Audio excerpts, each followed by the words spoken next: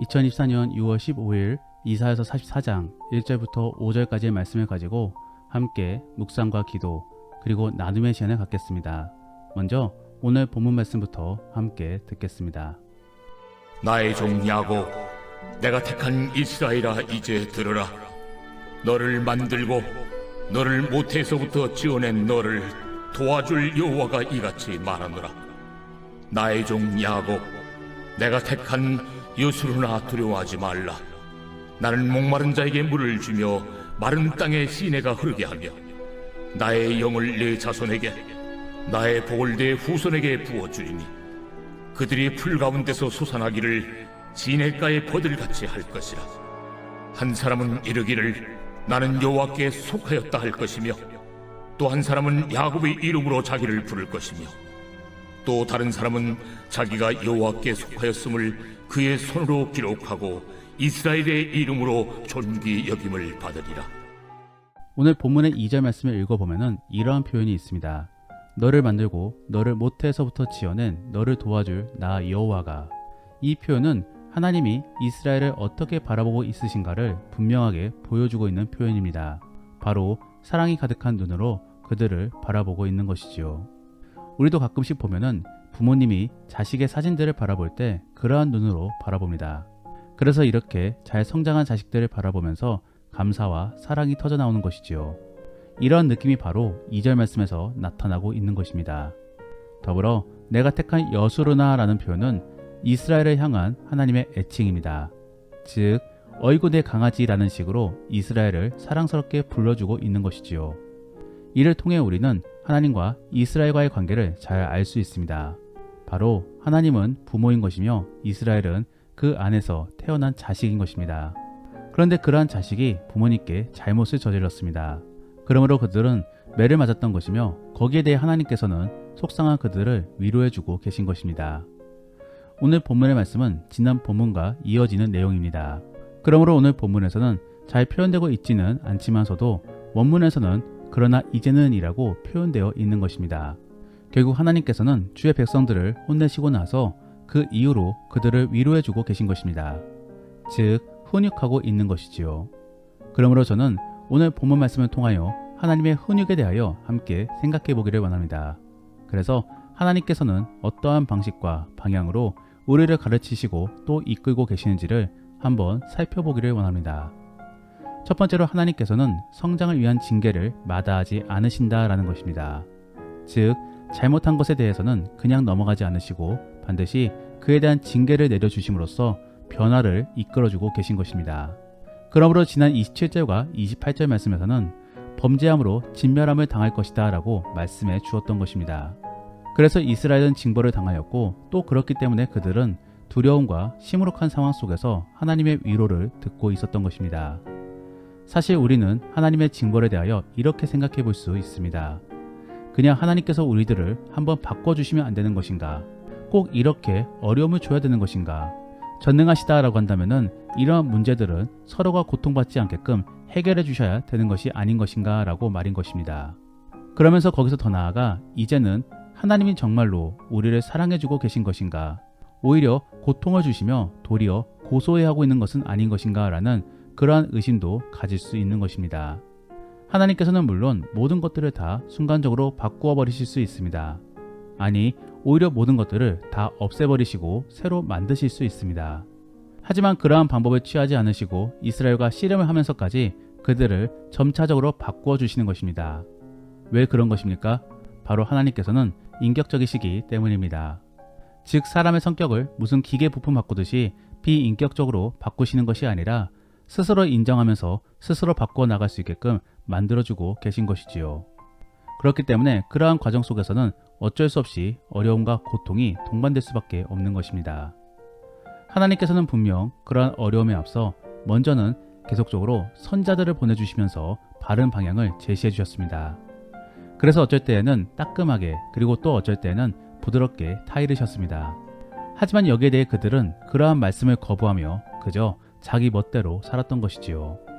그러므로 하나님께서는 어쩔 수 없이 어려움을 허락하신 것입니다. 더불어 징벌도 분노로서 내린 것이 아니라 제발 그들이 잘 되기를 바라시면서 쓴 약을 내리신 것입니다. 그러므로 예레미야서 말씀에서는 그러한 징벌을 내릴 때마다 창자가 끊어질 것 같다라고 말씀해 주신 것입니다. 우리는 우리의 편의대로만 해석할 것이 아니라 하나님의 입장을 잘 생각해 봐야 되는 것입니다. 군대도 편하기만 하면은 더 이상 군대로서의 면모를 갖출 수가 없습니다. 그러므로 힘들고 어렵다 할지라도 더 나은 성장과 또 쓰임받기 위하여 감수해야 되는 것이지요. 하나님의 입장에서는 우리에게 주시는 시련이 바로 그러한 것입니다. 그러므로 단순히 미운 감정과 징벌의 개념으로서 주시는 것이 아닌 것이지요. 우리는 이러한 주님의 뜻을 잘 깨달아 당면한 어려움에 대하여 의심과 불평으로서 받아들여서는 안 되는 것입니다. 도리어 인내로서 성장 때까지 기다려야 되는 것입니다. 그러한 지혜로 잘 성장해 나갈 수 있는 복된 그리스도인들이 될 수 있기를 원합니다. 두 번째로 하나님께서는 우리에게 고통만 주시는 것이 아니라 충분한 성장이 일어났을 때에 회복도 허락하여 주십니다. 그러므로 오늘 본문의 3절 말씀에서는 마른 땅에 물을 내시며 목마른 자에게 물을 주실 것이다 라고 말씀해주고 계신 것입니다. 하나님께서는 결국 우리에게 안식을 주기를 원하십니다. 그러므로 하나님께서는 창조하실 때부터 미리 안식의 개념을 만들어 놓고 계신 것입니다. 그리고 그러한 안식일을 통하여 우리도 쉴 수 있게끔 만들어 놓으신 것이지요. 그러면 안식이라는 것은 무엇이겠습니까? 안식은 단순히 쉬는 것만 말하는 것이 아닙니다. 회복과 함께 두려움이 없는 그러한 평안을 의미하는 것입니다. 그러므로 하나님께서는 안식일을 마지막 날로 세우심으로써 걱정이 없는 쉼을 갖게끔 만들어 주신 것입니다. 그러므로 하나님께서는 안식일을 마지막 날로 세우심으로써 걱정이 없는 쉼을 갖게끔 만들어 주신 것입니다. 우리는 이러한 하나님을 바라보면서 하나님을 매몰찬 하나님으로 인식해서는 안 되는 것입니다. 하나님은 오직 규칙만을 위하여 우리를 희생시키지 않으십니다. 도리어 우리가 행복해지기를 원하십니다. 그리고 그러한 모습이 결국에 주 안에서 평안을 누리는 것이기 때문에 하나님께서는 주를 믿게끔 만들어 놓으신 것입니다. 그러므로 우리는 주 안에서 평안을 누리고자 노력해야 되는 것입니다. 그러면 그러한 안식을 취하기 위해서는 우리는 무엇을 해야 되는 것입니까? 먼저는 성실 속에서 최선을 다하는 삶을 살아야 될 것입니다. 그러므로 게으름 피우지 말고 주어진 일 속에서 열심을 다해야 되는 것입니다. 그런 다음에 우리는 하나님을 믿음으로 이제는 그 결과를 하나님께로 맡겨야 되는 것입니다. 즉 최선을 다함 속에 그에 대한 결과를 하나님께로 맡기고 우리는 한숨을 돌려야 되는 것이지요. 그 다음부터는 하나님의 몫입니다. 그러므로 우리는 그 주님께서 선하게 이끄실 것을 믿으며 쉬어야 되는 것입니다. 또 거기서 개선책이나 다음 일들을 고민하며 머리만 싸매서는 안 되는 것이지요. 최선을 다했다라고 한다면 이제는 잠시 안식을 취하시기를 바랍니다. 그러한 모습이 바로 주일날 충분히 쉬는 것이며 또 교회 안에서 사람들과 교제를 하며 기쁨을 나누는 것입니다. 그러한 복된 그리스도인이 될 수 있기를 원합니다. 마지막으로 하나님께서는 우리의 문제를 사후 약방문식으로 고치기를 원치 않으신다라는 것입니다. 도리어 완전히 해결하기를 원하시는 것입니다. 그렇기 때문에 오늘 본문의 3절 말씀에서는 나의 영을 내 자손들에게 주겠다라고 말씀해주고 계신 것입니다. 이게 무슨 말씀이겠습니까? 바로 예수님을 믿어 성령 세례를 받을 수 있게끔 해주시겠다라고 전해주고 있는 것입니다. 그리고 그를 통하여 이제는 고통의 근본적인 원인인 죄의 문제를 해결해 주겠다라고 말씀해주고 있는 것입니다. 결국 하나님께서는 우리에게 일시적인 해결 방법을 주고자 하지 않으십니다. 오히려 완전한 해결책을 주심으로써 우리가 온전한 평안을 누리기를 원하시는 것입니다. 그러므로 5절 말씀을 읽어보면 뭐라고 전하고 있습니까? 결국 그렇게 해서 성령을 받은 사람들이 어떻게 살아가고 있는가를 소개해주고 있는 것입니다. 그래서 성령을 받은 사람들은 하나님께 속한 것에 대하여 감사하며 자부심을 가지고 있습니다. 그러므로 그들은 자신을 야곱의 이름으로 불러달라라고 요청하고 있는 것이지요. 더불어 자기 몸에 하나님 것이라고 새기면서 자랑스럽게 자랑할 것이다 라고 전해주고 있는 것입니다. 이러한 모습이 바로 평안 속에서 누리는 모습인 것입니다. 현실 속에 우리는 예수님을 믿는 것에 대하여 어떠한 생각을 가지고 있습니까? 그저 죽을 때만을 대비하며 억지로 참여하고 있습니까? 아니면 내가 이렇게 하나님의 공동체에 속한 것에 대하여 감사하며 또 주가 이루어 주실 것을 기대하고 있습니까? 하나님은 결국 우리에게 후자의 삶을 살라라고 전해주고 계신 것입니다.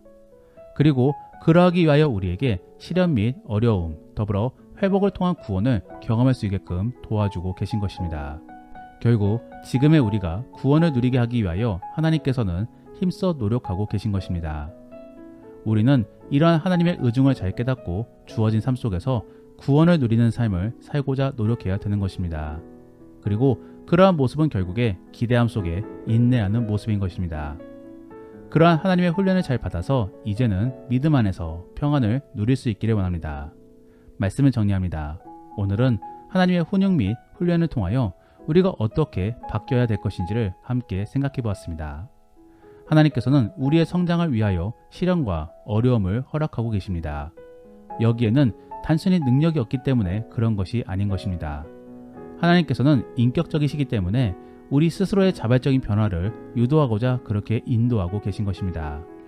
다만 하나님께서는 계속적으로 어려움만 주시는 것은 아닌 것입니다. 회복을 통하여 안식을 허락해주고 계십니다. 그리고 최종적으로는 영원한 안식을 주기를 원하십니다. 그러므로 우리는 그러한 사실들을 믿으며 지금부터 그 안식을 누리기 위해 노력해야 될 것입니다.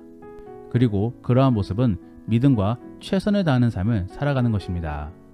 마지막으로 하나님께서는 우리 안에 어려움을 완전하게 해결하게 하기 위하여 노력하고 계십니다.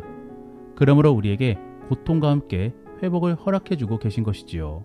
그러므로 그러한 하나님의 훈련을 잘 견뎌내므로 이제는 그 주님이 주시는 구원과 평안을 잘 누릴 수 있기를 원합니다.